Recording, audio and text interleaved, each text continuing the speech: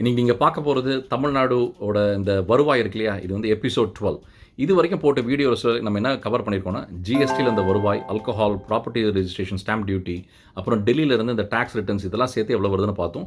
இன்றைக்கி நம்ம பார்க்க பெரிய ஒரு பெரிய ரெவன்யூ சோர்ஸ் என்னதுன்னா பெட்ரோல் அண்ட் டீசல்.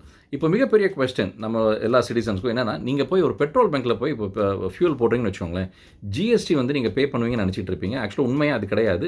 பெட்ரோலும் டீசலும் ஜிஎஸ்டிக்குள்ளே வரவே வராது. அதனால தான் தமிழ்நாடு கவர்மெண்ட் இது வந்து டைரெக்டாக விஏடி, வேல்யூ ஆடட் டாக்ஸஸ் மூலியமாக அதை கலெக்ட் பண்ணுறாங்க இந்த டாக்ஸஸை. ஸோ இப்போ நம்ம நம்பர் பார்ப்போம் எவ்வளோ வருவாய் வருதுன்னு. 2023 24 இந்த வருஷத்தில் தமிழ்நாடுக்கு ரெவன்யூ வந்து கிட்டத்தட்ட இது மூலியமாக 24,470 லட்சம் கோடி வந்தது. அதாவது ஒரு நாளைக்கு வந்து கிட்டத்தட்ட 67 கோடி. இன்னும் சிம்பிளாக சொல்ல போனோம்னா, நம்ம அந்த 100 ரூபா ரெவன்யூ எக்ஸாம்பிள் பார்த்துட்டு இருக்கோம் இல்லையா, அதில் வந்து கிட்டத்தட்ட 7 ரூபாலேருந்து 8 ரூபா வரைக்கும் இந்த பெட்ரோல் அண்ட் டீசல் மூலியமாக தமிழ்நாடுக்கு வருவாய் வருது.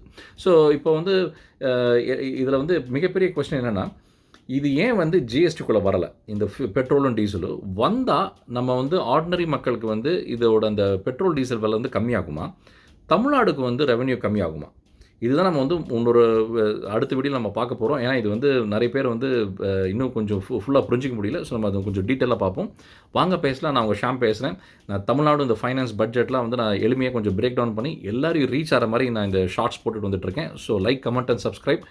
கொஸ்டின்ஸ் இருந்தால் கமெண்ட் பண்ணுங்கள். நானும் ஆக்டிவாக டிஸ்கஷன் பண்ணிகிட்டு இருக்கேன். நிறைய இன்ட்ரெஸ்டிங் கொஸ்டின்ஸ்லாம் வந்துகிட்டு இருக்கு மக்கள்கிட்ட இருந்து. ஸோ நம்ம வந்து நிறைய அண்டர்ஸ்டாண்ட் பண்ணிக்கிட்டால் நம்மளை சுற்றி என்ன நடக்குதுன்னு தெரிஞ்சுக்கலாம்.